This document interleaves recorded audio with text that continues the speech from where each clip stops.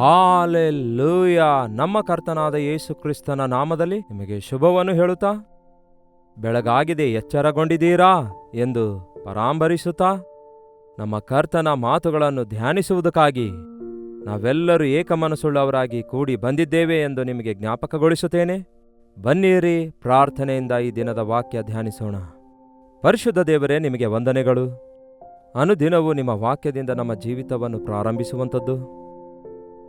ನಿಮ್ಮ ಮಾತಿನಿಂದ ದೇವರೇ, ಈ ಲೋಕಯಾತ್ರೆ ನಾವು ಮುಗಿಸುವವರೆಗೂ ನಾವು ನಂಬಿಗಸ್ತರಾಗಿರುವ ಹಾಗೆ ಈ ನಿಮ್ಮ ಮಕ್ಕಳೆಲ್ಲರನ್ನು ಆತ್ಮೀಕವಾಗಿ ಬಲಪಡಿಸಿರಿ, ನಮ್ಮ ಒಬ್ಬೊಬ್ಬರನ್ನು ನಿಮ್ಮಲ್ಲಿ ಸ್ಥಿರಪಡಿಸಿರಿ ಎಂದು ಕ್ರಿಸ್ತನ ನಾಮದಲ್ಲಿ ಬೇಡಿ ಹೊಂದಿದ್ದೇನೆ ತಂದೆಯೇ, ಆಮೇನ್. ದೇವರಿಗೆ ಸ್ತೋತ್ರ. ಕ್ರೈಸ್ತಿಯ ಭಕ್ತಿ 3-4 ದಿನದ ಭಕ್ತಿಯಲ್ಲ ಪ್ರಿಯರೇ. ಈ ಲೋಕದಲ್ಲಿ ನಮ್ಮ ಜೀವಿತಕ್ಕೆ ಒಂದು ಅಂತ್ಯ ಇರಬಹುದೇನೋ, ಆದರೆ ನಮ್ಮ ಆಧ್ಯಾತ್ಮಿಕ ಜೀವಿತಕ್ಕೆ ಅಂತ್ಯವೇ ಇಲ್ಲ. ಮಣ್ಣು ಮಣ್ಣಿಗೆ ಸೇರುತ್ತದೆ, ಆದರೆ ಆತ್ಮ ಅದನ್ನು ದಯಪಾಲಿಸಿರುವಂತಹ ದೇವರ ಬಳಿಗೆ ಹೋಗುತ್ತದೆ. ನಾವು ಆಧ್ಯಾತ್ಮಿಕವಾಗಿ ಬಲಗೊಳ್ಳುವುದಕ್ಕಾಗಿ, ನಮ್ಮ ಆತ್ಮವನ್ನು ಪೋಷಿಸಿಕೊಳ್ಳುವುದಕ್ಕಾಗಿ ದೇವರ ವಾಕ್ಯವೆಂಬ ಜೀವಾಹಾರವನ್ನು, ಆತನ ವಾಗ್ದಾನಗಳನ್ನು, ಆತನ ಸನ್ನಿಧಿ ನಮ್ಮೆಲ್ಲರಿಗೆ ಎಷ್ಟೋ ಅವಶ್ಯಕವಾಗಿದೆ. ಹೇಗಿದ್ದೀರಿ? ನಿನ್ನೆ ರಾತ್ರಿ ಚೆನ್ನಾಗಿ ನಿದ್ರೆ ಮಾಡಿದ್ದೀರಾ? ಬಹಳ ಹೊತ್ತು ನಿದ್ದೆ ಬರದೆ ಬಾಧೆಪಟ್ಟಿದ್ದೀರಾ?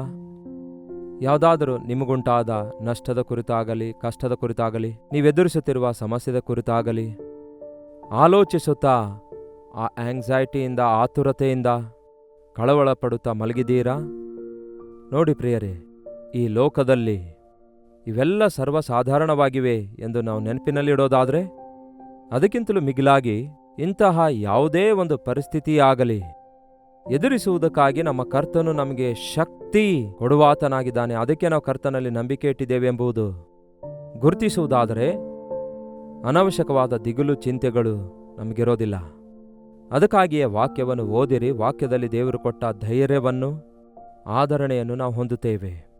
ಯೆಶಾಯನ ಪ್ರವಾದನೆ ಪುಸ್ತಕ ಅಧ್ಯಾಯ 41ರಲ್ಲಿ ಈ ದಿನ ನಾವು ಒಂದು ವಚನವನ್ನು ಧ್ಯಾನ ಮಾಡೋಣ. 8ನೇ ವಚನದಿಂದ ಓದುತ್ತಿದ್ದೇನೆ, ಕೇಳಿ. ನನ್ನ ಸೇವಕನಾದ ಇಸ್ರಾಯೇಲೇ, ನಾನು ಆದುಕೊಂಡ ಯಾಕೋಬೇ, ಇಬ್ರೂ ಒಬ್ಬನೇ ಅಲ್ಲವೇ? ನನ್ನ ಸೇವಕನಾದ ಇಸ್ರಾಯೇಲೇ, ನಾನು ಆದುಕೊಂಡ ಯಾಕೋಬೇ. ಯಾಕೋಬನೇ ಇಸ್ರಾಯೇಲನಾಗಿ ಮಾರ್ಪಟ್ಟ. ಆದಾಗಿಯೂ ಯಾಕೋಬನಿದ್ದಾಗಲೂ ಕೂಡ ದೇವರ ಕೃಪೆ ಯಾಕೋಬನ ವಿಷಯದಲ್ಲಿ ವಿಸ್ತಾರವಾಗಿತ್ತು ಅಲ್ಲವೇ? ಯಾಕೋಬನನ್ನು ದೇವರು ಆದುಕೊಳ್ಳುತ್ತಾರೆ. ಅವನಲ್ಲಿರುವಂತಹ ಮೋಸಕರವಾದ ಪರಿಸ್ಥಿತಿಯನ್ನು, ಮೂರ್ಖವಾಗಿರುವ ಪರಿಸ್ಥಿತಿಯನ್ನು, ನಿಷ್ಪ್ರಯೋಜನವಾದ ಗತದಿಂದ ಅವನನ್ನು ಬಿಡಿಸಿ ದೇವರೊಂದಿಗೆ ಹೋರಾಡಿ ಗೆದ್ದಿದವನಾಗಿದ್ದಾನೆಂದು ಅವನಿಗೆ ಇಸ್ರಾಯೇಲನು ಎಂದು ಹೆಸರಿಡಲಾಯಿತು ಎಂಬುದಾಗಿ ಆದಿಕಾಂಡ 32ನೇ ಅಧ್ಯಾಯದಲ್ಲಿ ನೀವು ಓದಬಹುದು. ನನ್ನ ಸ್ನೇಹಿತನಾದ ಅಬ್ರಹಾಮನ ಸಂತತಿಯೇ, ಅಷ್ಟಕ್ಕೂ ಯಾಕೋಬನಿಗೆ ದೇವರು ಆರಿಸಿಕೊಳ್ಳುವುದಕ್ಕಾಗಿ, ತನ್ನ ಸೇವಕನಾಗಿ ಆರಿಸಿಕೊಳ್ಳುವುದಕ್ಕಾಗಿ ಕಾರಣವೇನೆಂದರೆ, ನನ್ನ ಸ್ನೇಹಿತನಾದ ಅಬ್ರಹಾಮನ ಸಂತತಿಯೇ. ಬಹಳ ವಿಚಿತ್ರವಾಗಿದೆ. ದೇವರೊಂದಿಗೆ ಒಬ್ಬ ಮನುಷ್ಯನು ಸ್ನೇಹ ಮಾಡಬಹುದೋ? ಸ್ನೇಹಿತರು ಅಂದರೆ ಒಂದೇ ಕ್ಯಾಟಗಿರಿಗೆ ಸೇರಿದವರಾಗಿರುತ್ತಾರೆ, ಅವರೇ ಸ್ನೇಹಿತರಾಗ್ತಾರೆ. ಬಹಳ ಕಡೆ ನೋಡುವಾಗ ಕುಡುಕರು ಕುಡುಕರಿಗೆ ಫ್ರೆಂಡ್ಸ್ ಆಗ್ತಾರೆ, ತಿನ್ನುವುದಕ್ಕೆ ಫ್ರೆಂಡ್ಸ್ ಆಗ್ತಾರೆ, ತಿರುಗಾಡುವುದಕ್ಕೆ ಫ್ರೆಂಡ್ಸ್ ಆಗ್ತಾರೆ. ಬಹಳಷ್ಟು ಜನ ಸ್ತ್ರೀಯರು ಶಾಪಿಂಗ್ಸ್ ಸೆಂಟರ್ಸ್ಗೆ ಹೋಗಲು ಫ್ರೆಂಡ್ಸ್ ಆಗ್ತಾರೆ. ಅವರವರ ಅಭಿರುಚಿ ಹೇಗಿರುತ್ತೋ ಅದರ ಮೇರೆಗೆ ಅವರು ಸಹವಾಸ ಸ್ನೇಹದಲ್ಲಿ ಇರುತ್ತಾರೆ. ಇದನ್ನು ನಾವು ಲೋಕದಲ್ಲಿ ನೋಡ್ತೇವೆ. ಆದರೆ ನಾವು ದೇವರಿಗೆ ಸ್ನೇಹಿತರಾಗಿರಬೇಕಾದ್ರೆ, ಅಬ್ರಹಾಮನು ದೇವರ ಸ್ನೇಹಿತನೆಂದು ಕರೆಯಲ್ಪಟ್ಟಿದ್ದಾನೆ. ದೇವರು ಅಬ್ರಹಾಮನನ್ನು ತನ್ನ ಸ್ನೇಹಿತನೆಂದು ಭಾವಿಸಿದ್ದಾರೆ. ಅದು ಹೇಗೆ ಸಾಧ್ಯ? ಸಾಧ್ಯವಾಗುವುದಕ್ಕೆ ಕಾರಣ, ಅಬ್ರಹಾಮನು ದೇವರಿಗೆ ವಿಧೇಯನಾಗುತ್ತಾನೆ, ಅಬ್ರಹಾಮನು ದೇವರಲ್ಲಿ ವಿಶ್ವಾಸವಿಡುತ್ತಾನೆ, ಅಬ್ರಹಾಮನು ದೇವರ ಕರೆಗೆ ಅಧೀನನಾಗುತ್ತಾನೆ, ಅಬ್ರಹಾಮನು ದೇವರಿಗೆ ಮೊದಲ ಸ್ಥಾನ ಕೊಡ್ತಾನೆ, ಅಬ್ರಹಾಮನು ದೇವರಿಗೆ ಅಂತ್ಯದವರೆಗೂ ನಂಬಿಗಸ್ತನಾಗಿರುತ್ತಾನೆ. ನಿನ್ನ ಒಬ್ಬನೇ ಒಬ್ಬ ಮಗನನ್ನು ನನಗೋಸ್ಕರ ಮೊರಿಯ ಬೆಟ್ಟದ ಮೇಲೆ ತಂದು ಯಜ್ಞ ಅರ್ಪಿಸುವಂದಾಗ ಅಬ್ರಹಾಮನು ಸಂದೇಹ ಪಡಲಿಲ್ಲ. ನನ್ನ ಮಗನಿಗಿಂತಲೂ ದೇವರೇ ನೀನೇ ನನಗೆ ದೊಡ್ಡವನು. ನೀನು ನನಗೆ ಕೊಟ್ಟ ಮಗನಿಗಿಂತಲೂ ನೀನೇ ನನಗೆ ಮುಖ್ಯವಾಗಿದ್ದಿ ಎನ್ನುವುದನ್ನು ನಿರೂಪಿಸಿದ. ಈ ದಿನಗಳಲ್ಲಿ ನಾವು ಅನೇಕ ಸಾರಿ ಈ ಲೋಕದಲ್ಲಿ ಸ್ನೇಹದಲ್ಲಿರುವಂತಹ ಸ್ನೇಹಿತರನ್ನು ನಾವು ನೋಡ್ತೇವಲ್ಲವೇ? ಕೆಲವರು ಅವಶ್ಯಕತೆ ತೀರುವವರೆಗೂ ಸ್ನೇಹ ಮಾಡ್ತಾರೆ, ಅವಶ್ಯಕತೆ ತೀರಿದ ಮೇಲೆ ಮಾಯವಾಗಿ ಹೋಗ್ತಾರೆ. ಸ್ವಾರ್ಥತೆಯಿಂದ ಸ್ನೇಹ ಮಾಡುವಂಥವರು, ತಪ್ಪಾದ ರೀತಿಯಲ್ಲಿ ಸ್ನೇಹ ಮಾಡುವಂಥವರು, ತಪ್ಪು ವಿಷಯಗಳಲ್ಲಿ ಸ್ನೇಹ ಮಾಡುವಂಥವರು ಈ ಲೋಕದಲ್ಲಿ ಬಹಳಷ್ಟು ಜನ ಇರ್ತಾರೆ. ಅವರು ಬೆಲ್ಲದ ಸುತ್ತಲೂ ನೊಣಗಳಿದ್ದಂತೆ. ನಿಮ್ಮಿಂದ ಪ್ರಯೋಜನವಾಗುವಾಗ, ಸಹಾಯವಾಗುವಾಗ ನಿಮಗೆ ಅನೇಕರು ಸ್ನೇಹಿತರಿದ್ದಿರಬಹುದು. ಆದರೆ ನೀವು ಏನೂ ಇಲ್ಲದವರಾಗಿರುವಾಗ, ಇಲ್ಲವೇ ಕಷ್ಟದಲ್ಲಿರುವಾಗ, ಕೊರತೆಯಲ್ಲಿರುವಾಗ, ಬಾಧೆಯಲ್ಲಿರುವಾಗ ಈ ಲೋಕ ಸ್ನೇಹಿತರು ನಿಮ್ಮ ಜೊತೆ ಇರೋದಿಲ್ವಲ್ಲ? ದಾರಿ ತಪ್ಪಿ ಹೋದ ಮಗನು ಮನೆಯಿಂದ ದೊಡ್ಡ ಆಸ್ತಿ ತೆಗೆದುಕೊಂಡು ಹೋದದರಿಂದ ಅನೇಕ ಮಂದಿ ಸ್ನೇಹಿತರು ಅವನೊಂದಿಗೆ ಸೇರಿ ಆನಂದಿಸ್ತಾರೆ. ಅವನು ತನ್ನ ದುಡ್ಡನ್ನೆಲ್ಲ ಪಟಿಂಗನಾಗಿ ಹಾಳು ಮಾಡಿಕೊಂಡನಲ್ಲವೇ? ಆ ದುಡ್ಡು ಖರ್ಚಾಗುವವರೆಗೂ ಸ್ನೇಹಿತರೆಲ್ಲರೂ ತಿನ್ನುವುದಕ್ಕೂ ತಿರುಗಾಡುವುದಕ್ಕಾಗಿಯೂ ಅವನನ್ನು ಹೊಗಳುವುದಕ್ಕಾಗಿಯೂ ಗುಂಪು ಗುಂಪಾಗಿ ಇದ್ದಿರ್ತಾರೆ. ಆದರೆ ಎಲ್ಲವೂ ಖರ್ಚಾದ ನಂತರ ಅವನು ಕೊರತೆಯಲ್ಲಿದ್ದಾಗ ಒಬ್ಬ ಸ್ನೇಹಿತನಾದರೂ ಮನೆಗೆ ಕರೆದೊಯ್ದು ಆ ದಾರಿ ತಪ್ಪಿದ ಮಗನಿಗೆ ಆಹಾರ ಕೊಟ್ಟನು. ನೋಡ್ಕೊಳೋ, ನಿನ್ನ ಹತ್ರ ಎಲ್ಲ ಇದ್ದಾಗ ನಮ್ಗೆ ಎಷ್ಟೋ ಚೆನ್ನಾಗಿ ನೋಡ್ಕೊಂಡೆ, ನಿನ್ನನ್ನು ಒಂದು ದಿವಸ ನಾವು ನೋಡ್ಕೊಳ್ತೇವೆ ಎಂದು ಸ್ನೇಹಿತರು ಹೇಳಿದ್ರು. ಒಬ್ಬನಾದರೂ ಮುಂದೆ ಬಂದನೋ? ಕೊನೆಗೆ ಹಂದಿ ಮೇಯಿಸುವುದಕ್ಕಾಗಿ ಹೋಗುತ್ತಾನೆ. ಅಷ್ಟೇ ಪ್ರಿಯರೇ, ಇಹಲೋಕದ ಸ್ನೇಹ ಹಾಗೆಯೇ ಇರುತ್ತೆ. ನಿಜವಾದ ಸ್ನೇಹಿತನೊಬ್ಬನಿದ್ದಾನೆ, ಆತನು ಕೈ ಬಿಡದೆ ಪ್ರೀತಿಸುತ್ತಾನೆ. ಆತನೇ ನಮ್ಮ ಕರ್ತನಾದ ಯೇಸು ಕ್ರಿಸ್ತನು. ಆತನು ನಿಮ್ಮನ್ನು ಸ್ನೇಹಿತನನ್ನಾಗಿ ಆರಿಸಿಕೊಳ್ಳಲು ಕಾರಣ ಅಬ್ರಹಾಮನಿಗೆ ಏನಂತೆ, ನನ್ನ ಸ್ನೇಹಿತನಾದ ಅಬ್ರಹಾಮನ ನಿಮಿತ್ತ ನಿನ್ನನ್ನು ನಾನು ಆರಿಸಿಕೊಂಡಿದ್ದೇನೆ, ನಿನ್ನನ್ನು ನಾನು ನೇಮಿಸಿಕೊಂಡಿದ್ದೇನೆ. ಈ ದಿನ ಕರ್ತನು ನಮ್ಮೆಲ್ಲರಿಗೆ ಹೇಳುವುದೇನೆಂದರೆ, ನನ್ನ ಮಗನಾದ ಯೇಸು ಕ್ರಿಸ್ತನ ನಿಮಿತ್ತ, ಯೇಸು ಕ್ರಿಸ್ತನು ಶಿಲುಬೆಯಲ್ಲಿ ಮಾಡಿರುವ ಯಜ್ಞದ ನಿಮಿತ್ತ, ಆತನು ನಿಮ್ಮ ವಿಷಯದಲ್ಲಿ ತೋರಿಸಿರುವ ಪ್ರೀತಿಯ ನಿಮಿತ್ತ, ಆತನ ನಿಮಿತ್ತ ನಿಮ್ಮನ್ನು ಕ್ಷಮಿಸುತ್ತಿದ್ದೇನೆ, ಆತನ ನಿಮಿತ್ತ ನಿಮ್ಮನ್ನು ಆಶೀರ್ವದಿಸುತ್ತಿದ್ದೇನೆ, ಆತನ ನಿಮಿತ್ತ ನಿತ್ಯ ನರಕದಿಂದ ತಪ್ಪಿಸುತ್ತಿದ್ದೇನೆ ಎಂಬುದಾಗಿ ಕರ್ತನು ನಮ್ಮೆಲ್ಲರಿಗೂ ಹೇಳ್ತಿದ್ದಾರೆ.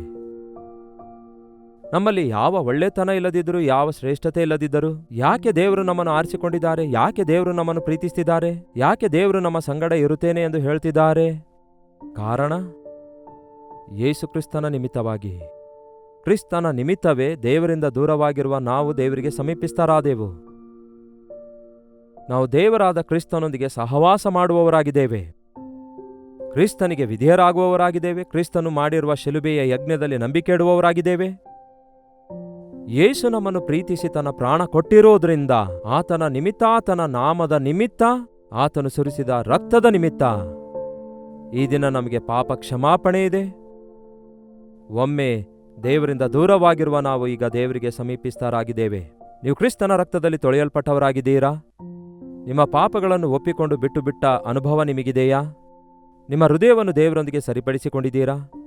ಯಾಕೋಬನು ಮೋಸಗಾರನಾಗಿದ್ದಾಗ ಅವನು ಎಷ್ಟೋ ಆಶೀರ್ವಾದ ಹೊಂದುವುದಕ್ಕಾಗಿ ತವಕಿಸುತ್ತಾನೆ, ಅನೇಕ ಸಂಪತ್ತನ್ನು ಈ ಲೋಕದಲ್ಲಿ ಸಂಪಾದಿಸಿಕೊಳ್ತಾನೆ. ಆದರೆ ನಿಜವಾದ ಆಶೀರ್ವಾದ ಇಲ್ಲದವನಾಗಿಯೇ ಉಳ್ಕೊಳ್ತಾನೆ. ಆದುದರಿಂದ ಸಮಸ್ಯೆಗಳ ಮೇಲೆ ಸಮಸ್ಯೆ ಅವನಿಗೆ ಬೆನ್ನಟ್ಟುತ್ತವೆ. ಎಲ್ಲ ವಿಧವಾದ ನಷ್ಟಗಳನ್ನು, ಕಷ್ಟಗಳನ್ನು ಅನುಭವಿಸಬೇಕಾಗುತ್ತೆ. ಹಾಗಾಗಿ ತನ್ನ ಸ್ಥಿತಿ ಏನೆಂದು ತಾನು ಗ್ರಹಿಸಿ ದೇವರ ಸನ್ನಿಧಿಯಲ್ಲಿ ಮೊಳಕಾಲೂರಿ ಪ್ರಾರ್ಥಿಸಿದಾಗ ದೇವರವನನ್ನು ಕ್ಷಮಿಸಿ ಇಸ್ರಾಯೇಲನನ್ನಾಗಿ ಮಾಡುತ್ತಾರೆ. ನನ್ನ ಸೇವಕನಾದ ಇಸ್ರಾಯೇಲೇ, ನಾನು ಆರಿಸಿಕೊಂಡ ಯಾಕೋಬೇ, ನನ್ನ ಸ್ನೇಹಿತನಾದ ಅಬ್ರಹಾಮನ ಸಂತತಿಯೇ, ನಾನು ಭೂಮಿಯ ಕಟ್ಟ ಕಡೆಯಲ್ಲಿ ಹಿಡಿದು ದಿಗಂತಗಳಿಂದ ಕರೆದ ಜನವೇ, ನಾನು ಭೂಮಿಯ ಕಟ್ಟ ಕಡೆಯಲ್ಲಿ ಹಿಡಿದು ದಿಗಂತಗಳಿಂದ ಕರೆದ ಜನವೇ. ಅಂದರೆ ನಾವು ಹುಟ್ಟುವುದಕ್ಕಿಂತ ಮುಂಚೆ ನಾವು ಎಲ್ಲಿದ್ದೇವೆ ಎಂದು ಕೇಳುವುದಾದರೆ ಉತ್ತರಿಸಲಿಕ್ಕಾಗೋದಿಲ್ಲ. ಆದರೆ ತಾಯಿ ಗರ್ಭದಲ್ಲಿ ಇನ್ನೂ ಪಿಂಡವಾಗಿ ರೂಪಿಸಲ್ಪಡುವುದಕ್ಕಿಂತ ಮುಂಚೆಯೇ ಕರ್ತನು ನಮ್ಮನ್ನು ಅರಿತವನಾಗಿದ್ದಾನೆ ಎಂದು ಹೇಳುವಾಗ ನಂಬುತ್ತೀರಾ? ಆತನು ಅನಾದಿ ಕಾಲದ ದೇವರಾಗಿದ್ದಾನೆ. ವರ್ತಮಾನ, ಭೂತ, ಭವಿಷ್ಯತ್ ಕಾಲಗಳು ದೇವರಿಗಿಲ್ಲ. ಸಮಸ್ತವು ಆತನಿಗೆ ಗೋಚರವಾಗಿಯೇ ಇದೆ. ಸಮಸ್ತವನ್ನು ಆತನು ಅರಿತವನಾಗಿದ್ದಾನೆ. ಇನ್ನೂ ನಾವು ರೂಪಿಸಲ್ಪಡುವುದಕ್ಕಿಂತ ಮುಂಚೆಯೇ ಆತನು ನಿಮ್ಮನ್ನು ನೋಡಿದ್ದಾನೆ ಎಂದು, ಆರಿಸಿಕೊಂಡಿದ್ದಾನೆಂದು, ಪ್ರೀತಿಸಿದಾನೆಂದು ನೀವು ಅರ್ಥವರಾಗಿದ್ದೀರಾ? ಆತನ ಪ್ರಣಾಳಿಕೆಯಲ್ಲಿ ನೀವು ಇದ್ದವರಾಗಿದ್ದೀರಿ ಎಂದು ಗುರುತಿಸುವುದಾದರೆ ನೀವು ಎಷ್ಟೋ ಧನ್ಯರಾಗಿ ಆಶೀರ್ವದಿಸಲ್ಪಡ್ತೀರಿ. ನೀನು ನನ್ನ ಸೇವಕನು, ನಾನು ನಿನ್ನನ್ನು ಆರಿಸಿಕೊಂಡಿದ್ದೇನೆ ಎಂದು ನಾನು ನಿನಗೆ ಹೇಳಿದ್ದೇನಲ್ಲವೇ? ನಾನು ನಿನ್ನ ಸಂಗಡ ಇದ್ದೇನೆ. ಹಾಲೆಲೂಯಾ!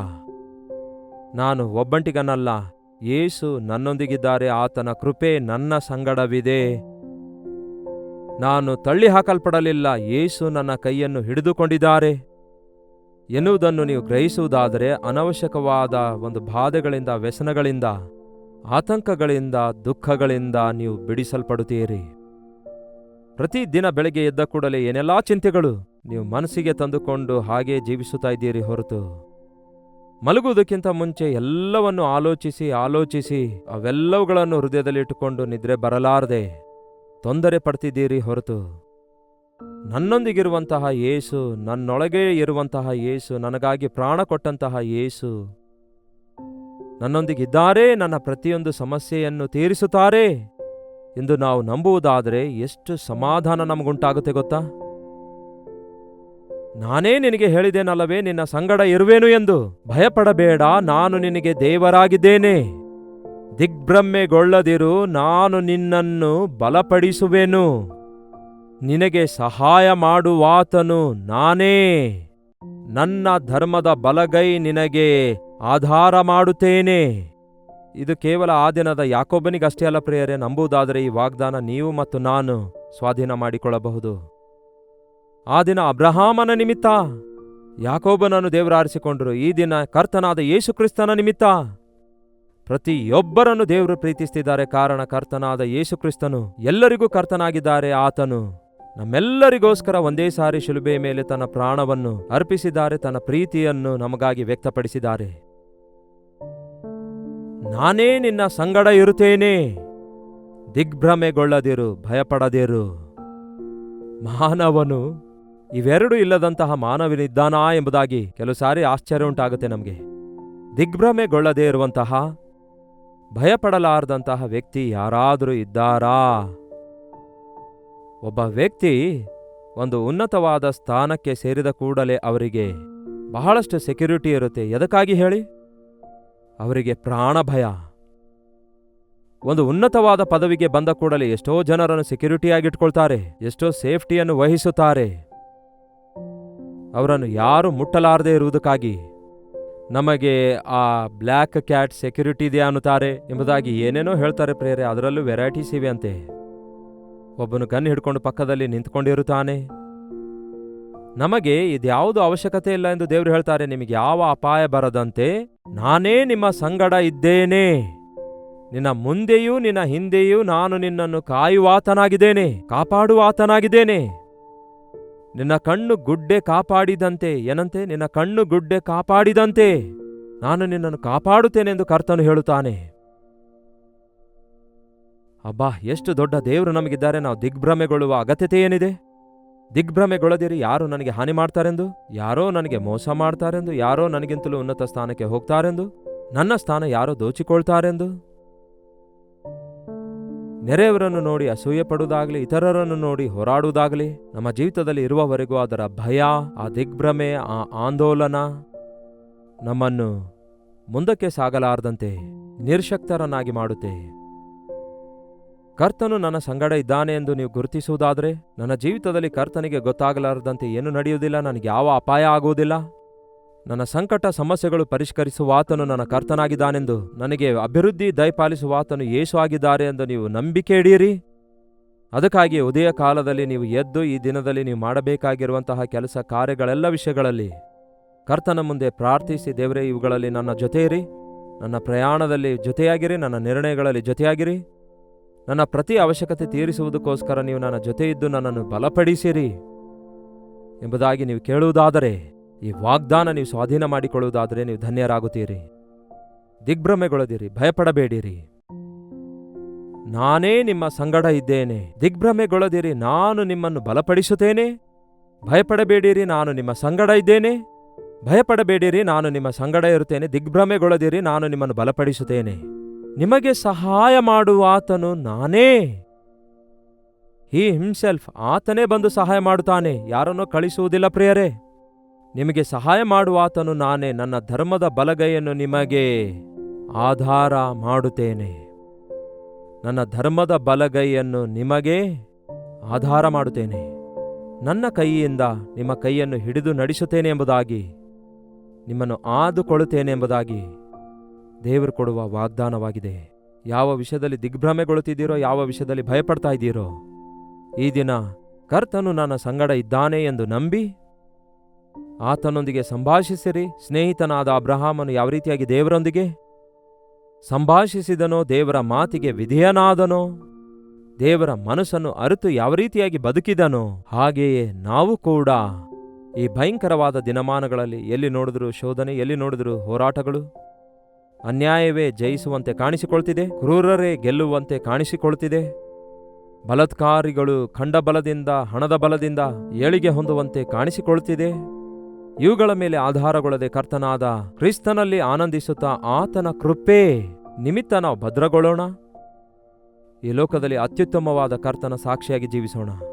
ಪ್ರಾರ್ಥನೆ. ಪರಿಶುದ್ಧನೇ, ಪ್ರೀತಿಯುಳ್ಳ ತಂದೆಯೇ, ಯಾರ್ಯಾರು ಈ ಮಾತನ್ನು ಎಲ್ಲಿಂದ ಕೇಳ್ತಾ ಇದ್ದಾರೋ ಈ ವಾಗ್ದಾನ ಸ್ವಾಧೀನ ಮಾಡಿಕೊಳ್ಳುವುದಕ್ಕಾಗಿ, ಅಂಥವರ ಜೀವಿತದಲ್ಲಿ ದೇವರೇ ನಿಮ್ಮನ್ನು ಹೊಂದಿದವರಾಗಿ ನೀವು ನಮ್ಮ ಸಂಗಡ ಇದ್ದೀರಿ ಎಂಬುದಾಗಿ ನಂಬಿ, ನಮ್ಮ ದೊಡ್ಡಸ್ತಿಕೆ ಒಳ್ಳೆತನದಿಂದ ಅಲ್ಲದೆ ಕರ್ತನಾದ ಯೇಸು ಕ್ರಿಸ್ತನ ನಿಮಿತ್ತ ನಮ್ಮನ್ನು ಕ್ಷಮಿಸಿದ್ದೀರಿ ಎಂದು, ನಮ್ಮನ್ನು ಆಶೀರ್ವದಿಸುತ್ತಾ ಇದ್ದೀರೆಂದು, ನಮ್ಮ ಕೈ ಹಿಡಿದು ನಡೆಸುತ್ತಾ ಇದ್ದೀರಿ ಎಂದು ನಾವು ಅರಿತು ನಿಮ್ಮಲ್ಲಿ ನಿರೀಕ್ಷೆ ಇಡುವಂತೆ ದೇವರೇ ನಮಗೆ ಸಹಾಯ ಮಾಡಿರಿ.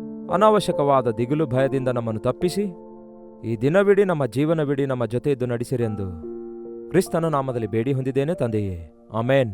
ತಂದೆಯಾದ ದೇವರ ಪ್ರೀತಿಯು, ಮಗನಾದ ಕ್ರಿಸ್ತನ ಕೃಪೆಯೂ, ಆದರಣೆ, ಕರ್ತನಾದ ಪರಿಶುದ್ಧಾತ್ಮನ ಸಹವಾಸವು ಈ ಅನುದಿನದ ಧ್ಯಾನದಲ್ಲಿ ಐಕ್ಯವಾಗಿರುವ ನಮ್ಮೆಲ್ಲರ ಸಂಗಡ ಸದಾಕಾಲಕ್ಕೂ ನೆಲೆಯಾಗಿರಲಿ. ಆಮೇನ್. ದೇವರಿಗೆ ಸ್ತೋತ್ರ. ನಿಮ್ಮ ಪ್ರಾರ್ಥನೆ ಅವಶ್ಯಕತೆಗಳು 8939731313ಗೆ ಟೆಕ್ಸ್ಟ್ ಇಲ್ಲವೇ ವಾಯ್ಸ್ ಮೆಸೇಜನ್ನು ವಾಟ್ಸಪ್ ಮಾಡಿರಿ.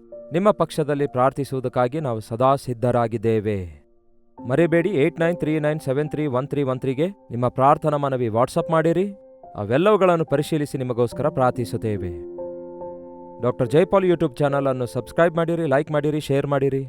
ನಿಮ್ಮ ಹೆಸರು, ಊರು ಕಾಮೆಂಟ್ ಸೆಕ್ಷನ್ನಲ್ಲಿ ಟೈಪ್ ಮಾಡಿರಿ. ದೇವರ ಚಿತ್ತವಿರುವುದಾದರೆ ಮತ್ತೆ ನಾಳೆ ಬೆಳಗ್ಗೆ ಅನುದಿನದ ಧ್ಯಾನದಲ್ಲಿ ಮತ್ತೆ ಭೇಟಿಯಾಗೋಣ. ಅಲ್ಲಿವರೆಗೂ ದೇವರ ಮಹಾಕೃಪೆ ನಿಮ್ಮೆಲ್ಲರೊಂದಿಗಿರಲಿ.